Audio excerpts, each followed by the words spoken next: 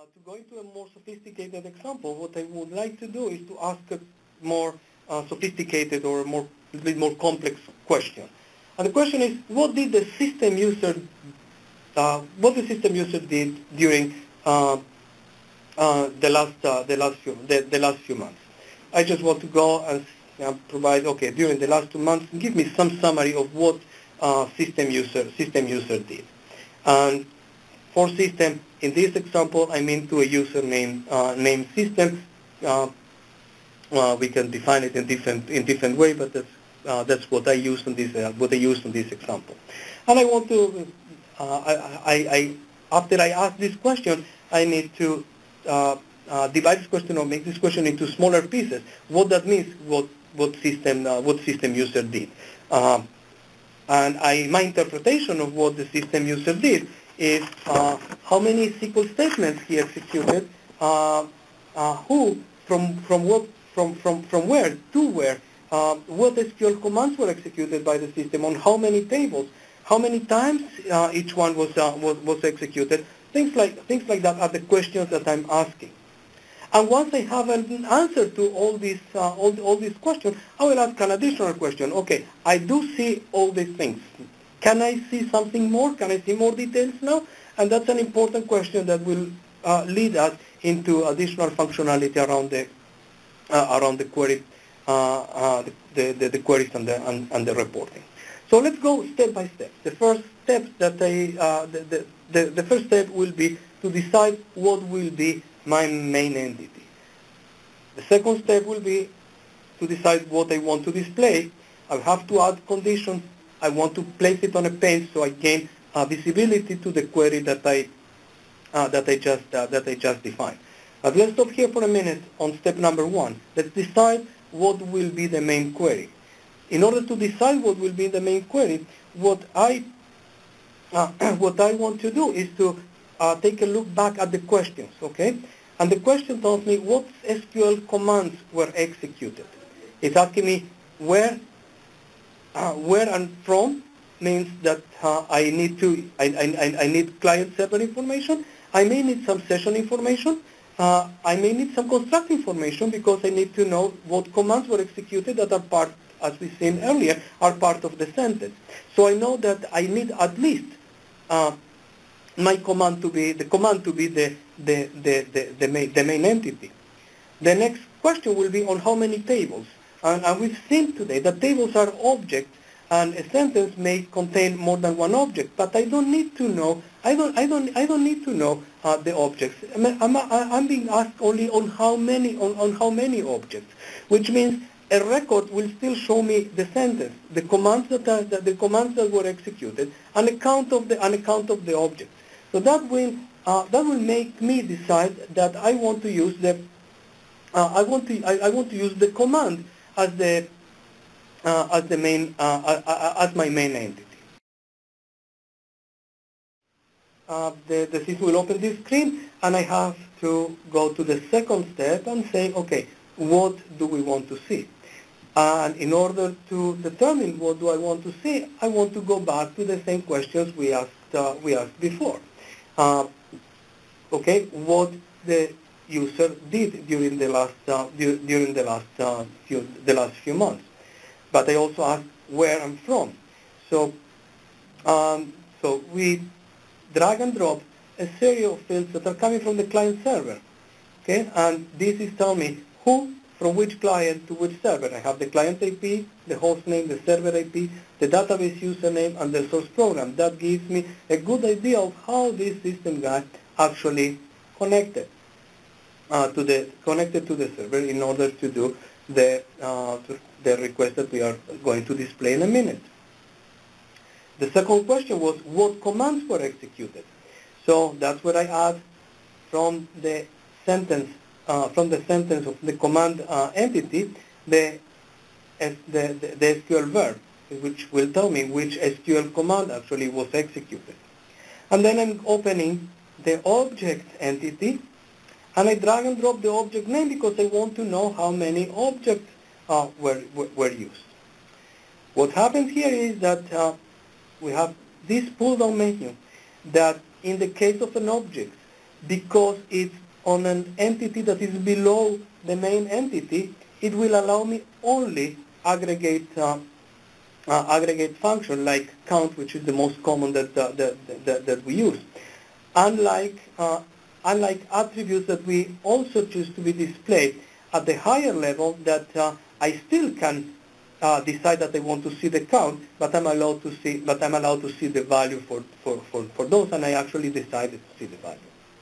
The last thing that we decide on that screen at this point is the order by, which in this case is not determined, but we can determine which order by or the sorting, how to sort the records in the output by just checking the order by, and once we check the order by, we can put the sort rank and whether it's going to be ascendant or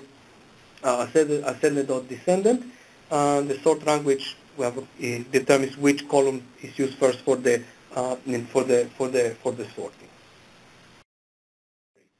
And if you remember, we asked what the user system was doing.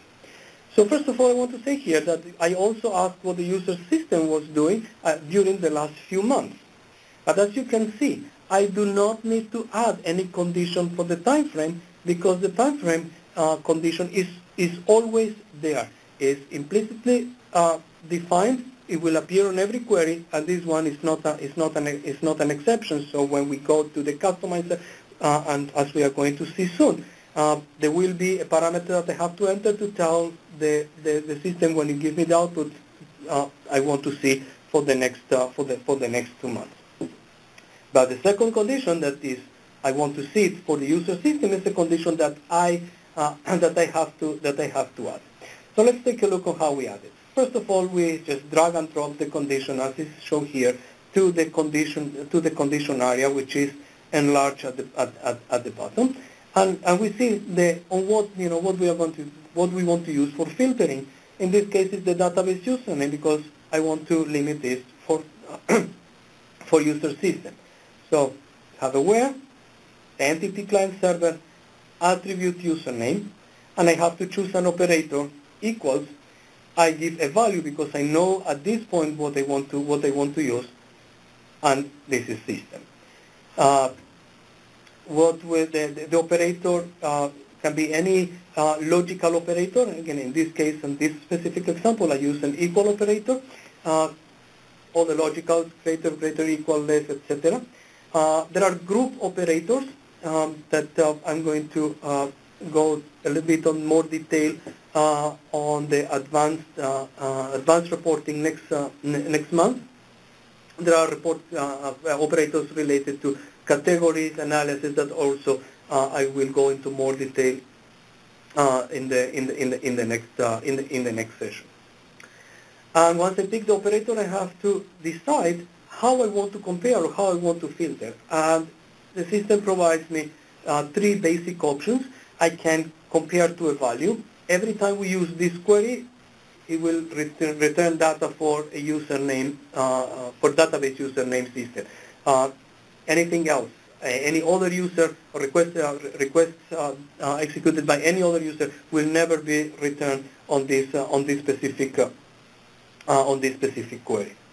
Sometimes, and we'll see an example later on, I want to create a report that sometimes I want to run it for user system, and sometimes for a different user, or sometimes I want to filter on a specific object, and sometimes another object. In this case, I can create a query, I can set up the report, I can set up the condition as a parameter, the second option in this pull-down menu, and I type a name of a parameter, and every time we invoke the report, we will provide the value for this parameter.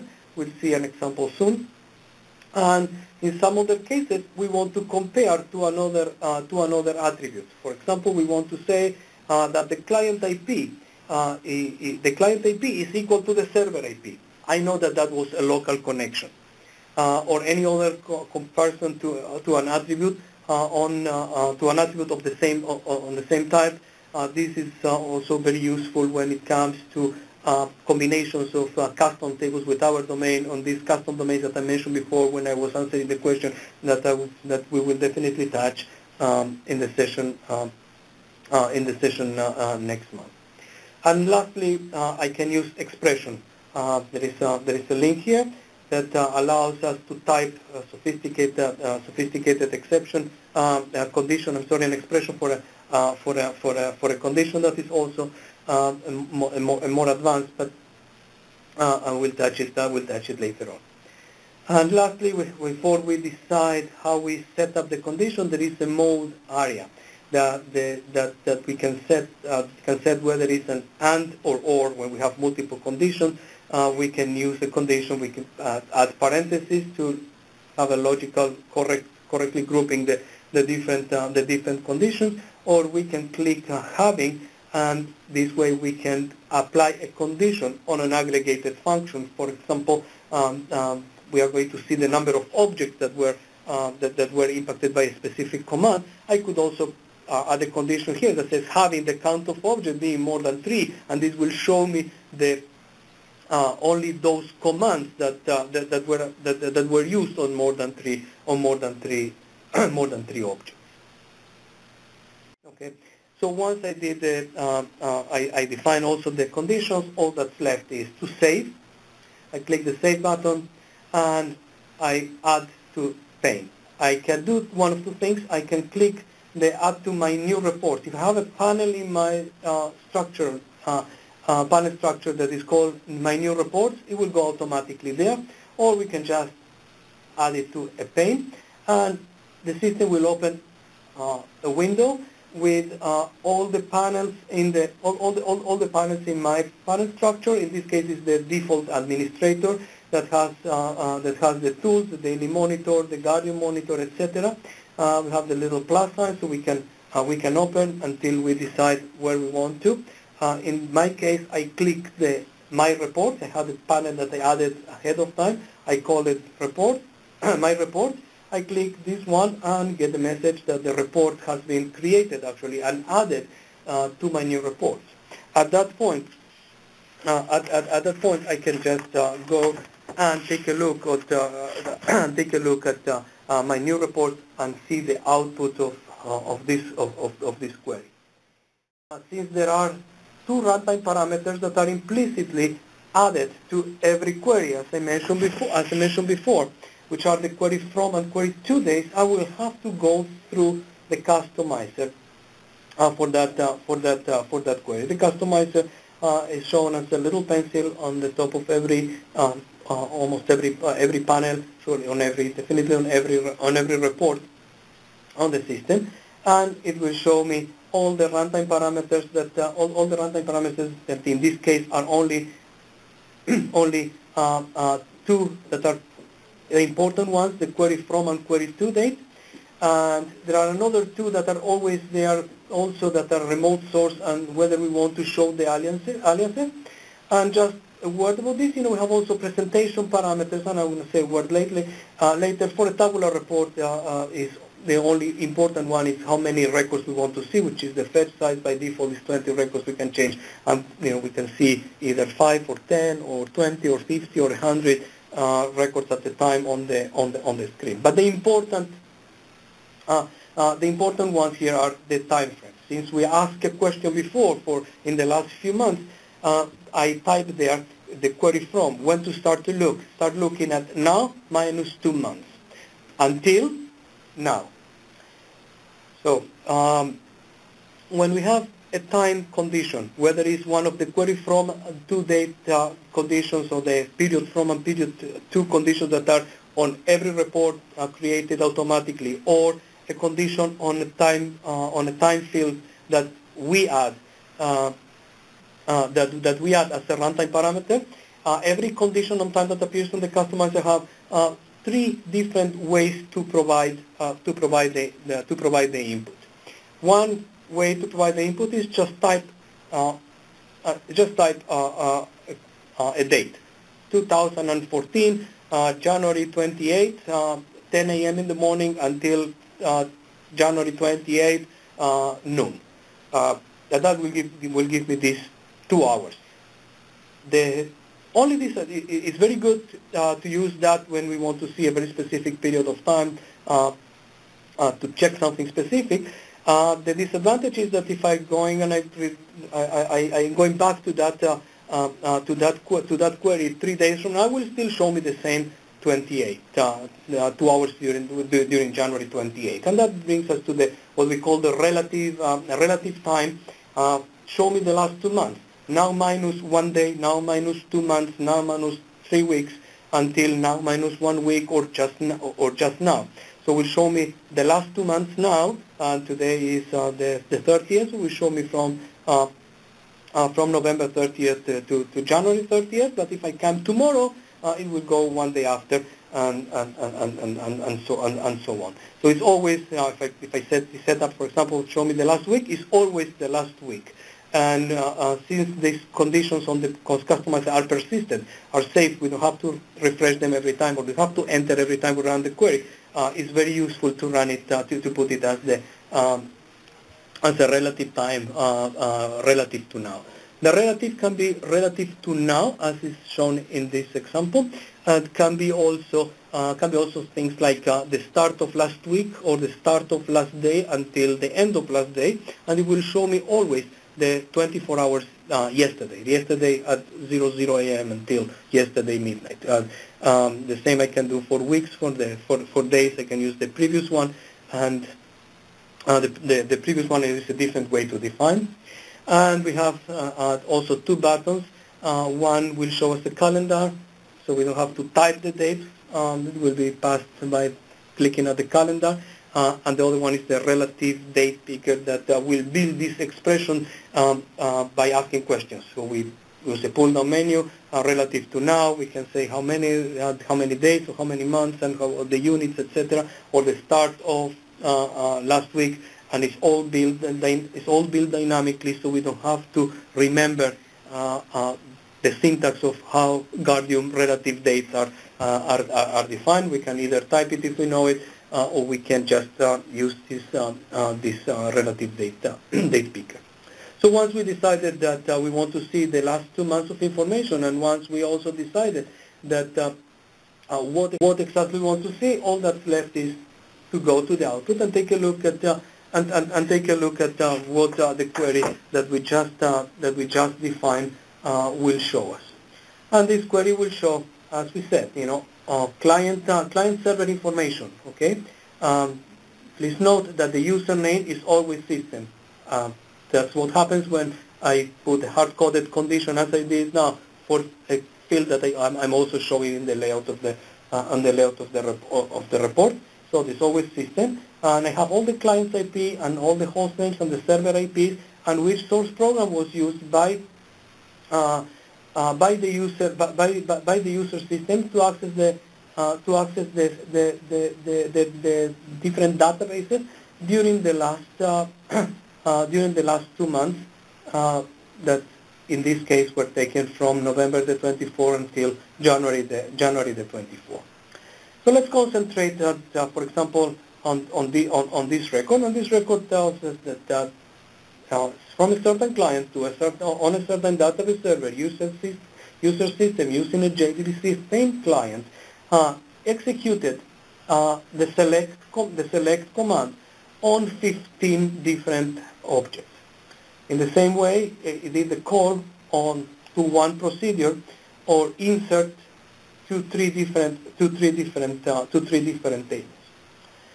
So since we know the user system during the last 2 months accessed from specific clients, specific servers, we have a list of commands that the user system performed, and we have the count of the objects that in which each one of these commands was executed. We answered the basic question that we asked a few minutes ago. But in my opinion, the interesting thing at this point will be to answer the last question, which is, what else? Can we see more detailed information? Can I do a little more than what I just did? And that brings me to the next slide. I will concentrate on the record with that says select 15.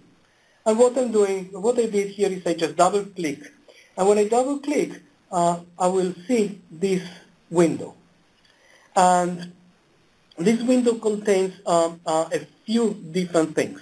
So these are the drill downs available. And I will use this drill down see more information. So first of all, the drill down works on a specific row.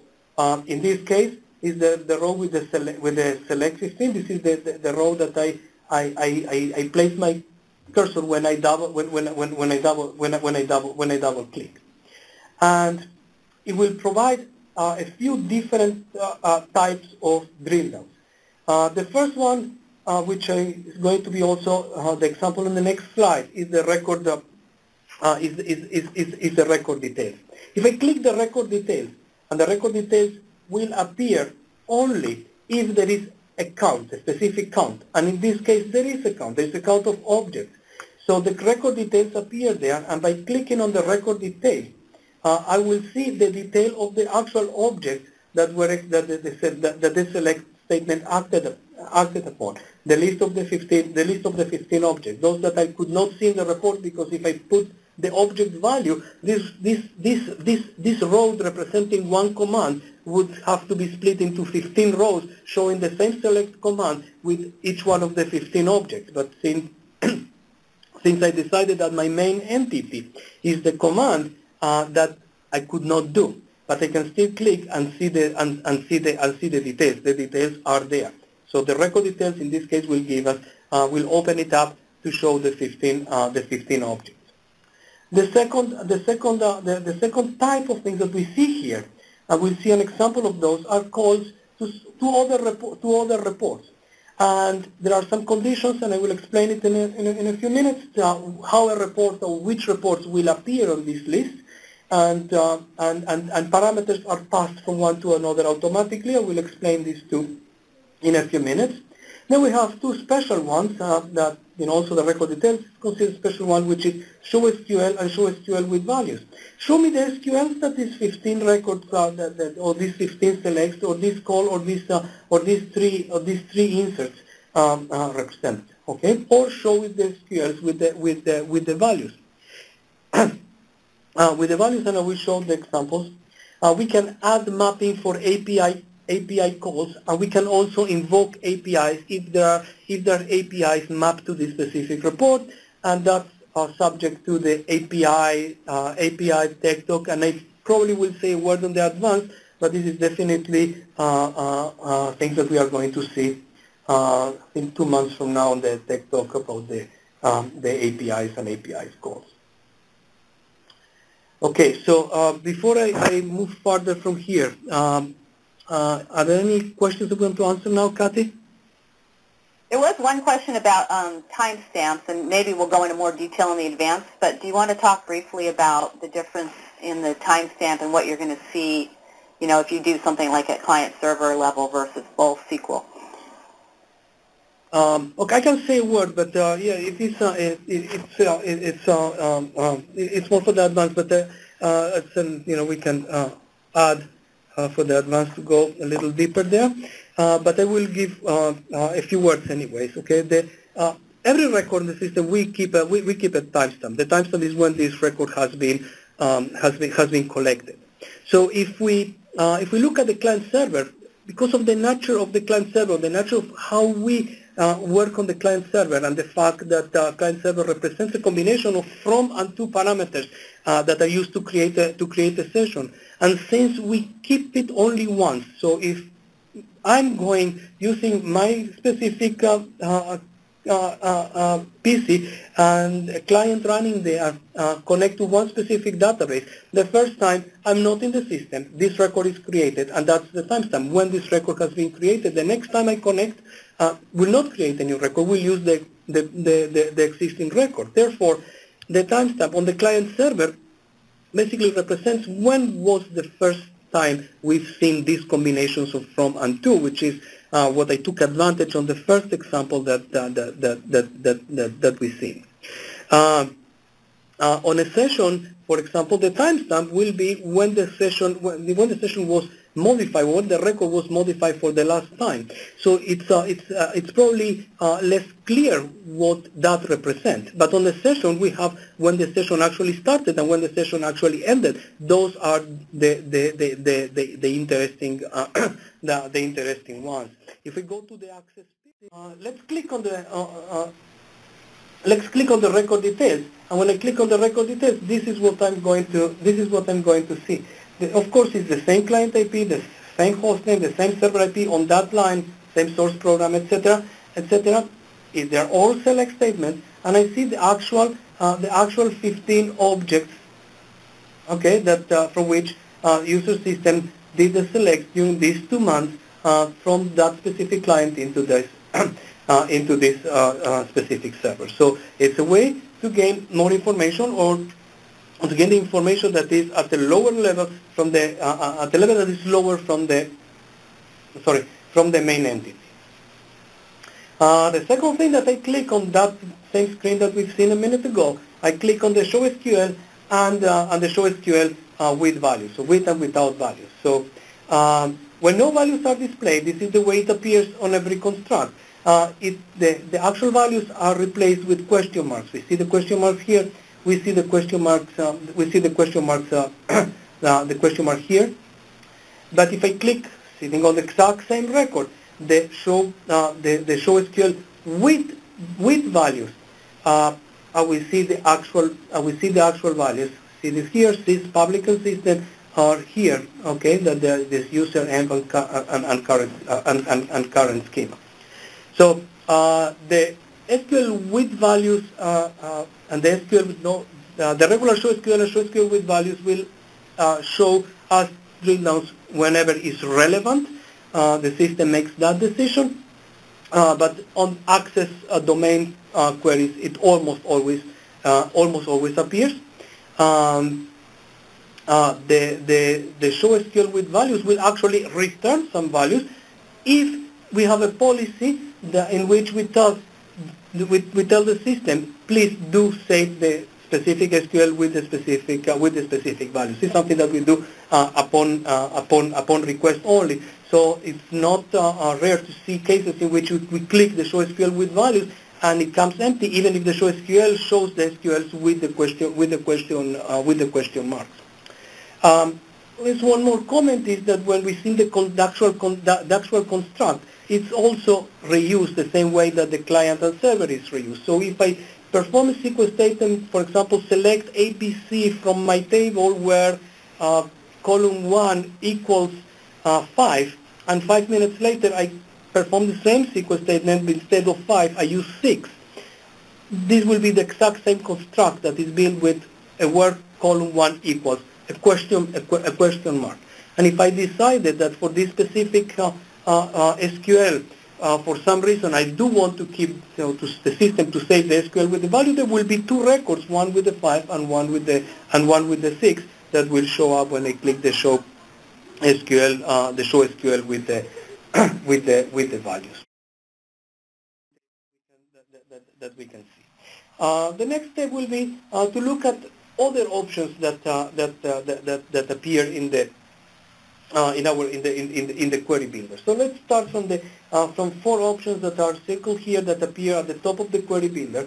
The first one will be the add count. As you can see, I click that option. It means add a count. Count of what? The count, it depends on what is my main entity. Since my main entity was request or was below the access period, it will count actual requests. So if I run this query after I made the change, I click the add count, and I also clicked the sort by count, and I put it on I already had it on the screen, so I go and I look again what this SQL means, or what this SQL returns. I will see that in the same select 15 records, I have a total of 29. That means that there was a select statement executed on each one of these 15 records, but that happened more than once, or some of these 15 objects, were used on different selects. I did one select from object 1 and another different select from object 1. But there were a total of 29 requests during that period of time on these 15 objects. More extreme, there were select of 4 objects that actually were executed a total of 74 times during the period of time that we are that we are looking. If the main entity was a session, we had a count of sessions, etc. That also allows to sort by sort by the count, so the things that happen more times will appear at the top. It's always, the sort by count is always descendant. Another two options that are sometimes useful is add the distinct. Sometimes if we define a query, for example, if I just pick client IP and server IP, depending on the main entity, but I may have a lot of repeated records. The way to avoid them is to add the distinct. There is an option to run in two stages. This is an option that in certain cases improves performance. This option appears only on certain queries. It's not supported for every query. When it is supported, we believe in 99% of the cases running in two stages, it will make it run faster. Although this applies only when a report is run as part of an audit process. Have that disclaimer, and I will show what that means in audit process in a minute. So I want to go briefly about a few more examples. I want to ask a couple of different questions so I can give a few different examples, and we are almost running out of time, so I'll try to do it as fast as I can. So one question will be, how many sessions were open on each database server? That will lead me to pick something that is main session will be the session. And since I want to know on each database server, I will click the server IP and the server type. That will allow me, if I have more than one database server running or more than one server type running on each server, on each server, I will see a record for each one of them because they are still on sessions. On sessions, of course, I could add the instance name. It will be each actual real database running. And the output will show me, because I have an add count, the number of sessions. So on server IP 144.103, there were 10 sessions on the Sybase database. The 122 had 4 sessions on the MySQL and two sessions on the Oracle, etc. So we see a different question, which is answered in a little different way. Another question will be, for example, from how many client IPs was the server accessed? Okay, we don't expect the database server to be accessed from too many client IPs. So I will, since it's accessed, I will make my main entity a session start. So the period that we are looking at will be a period of accessing. How many sessions were open against that each specific server. And I will add a count. This count, I decided this account. Since it is at the same level or a higher level actually from the main entity, I could and I'm allowed to choose the value. I actually did choose the value on the server IP, but I want to see from how many clients that will be a count of client IPs. So this is the resulting report. The 103 Sybase was accessed from two client IPs. And again, I can double click on each record, for example, on this one with the 3, and choose the record details as I did before for the object, and that will give me the specific client IPs from which that server was accessed. This is the last one that I will show today as an example. It's from which server did a specific user access. So, and I want to also know how many SQLs on each server the user executed. So I will go main entity. Since I want to know how many SQL, I will use the access periods. I will pick the server IP and the source program and the username to see to see who actually accessed, and I will click on the add count. That will give me how many SQL statements were executed. But we see that we want to see a user. So what I'm going to do is I'm going to limit this to a specific user. So I'm adding a condition on a user. But this time I'm saying this is a parameter because sometimes I want to run it on one user, sometimes I want to see it on a different user. So after I save this specific query, the customizer will have one additional parameter that I actually filled with the user system.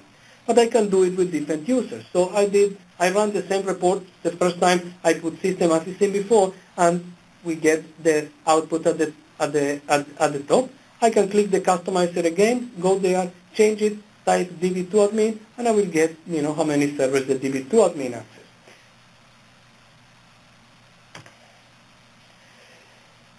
The the last point here will be what other things we can do from the viewer, and very quickly we can of course navigate from records. We can cancel executions, we can refresh the output, we can download CSV files with the content of what's shown on the page or the whole report. We can download the PDF.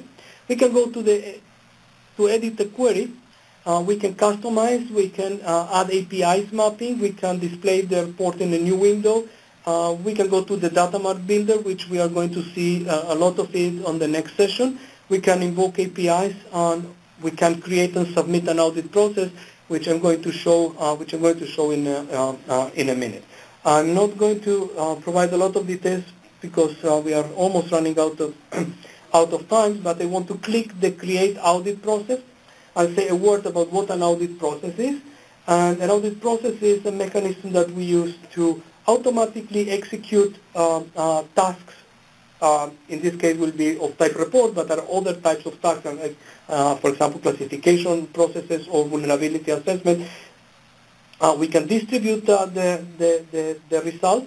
They're very useful also because there are no timeouts for the executions. We do have timeout limitations for executions of reports on the screen. These timeouts do not apply when a report is executed under an audit process. And we can compare results. We run an audit process that we tell, run this report every day, and we can compare the outputs for different days. And the parameters and the results are persistent, are saved. So if I need to take a look again 10 minutes later, I can look at the results. I don't have to run it again. I don't have to wait for another execution of the report, especially if it's a report that takes more than a few seconds to run. Once I click that button, a default audit process is defined, and I can go and I can change this audit process. The button not only defines, also invokes it automatically. So I get a message that I have a report on my to-do list or waiting for me. The output is there. All I have to do is to go and take a look. The audit process that was generated has one task to run that specific specific report. The audit result, the audit process result is the same output the report on the screen as we've seen before, but this is persistent. So if we run something, daily, a daily report, I can go back and take a look at what was the report or the output for what it showed me a few days ago. So I want to leave the last few minutes that are left for a few questions, if there are questions.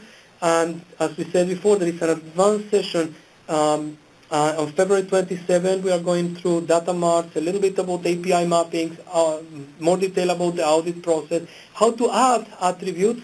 And after I've heard the questions that you asked, we'll go more details on timestamps and custom domains. Some advanced reporting options, and some considerations that we should have when we are reporting on a federated environment, meaning the central manager managing a few machines. So I hope it was useful. I will take a few questions in the time that is left, and please do not hesitate to contact.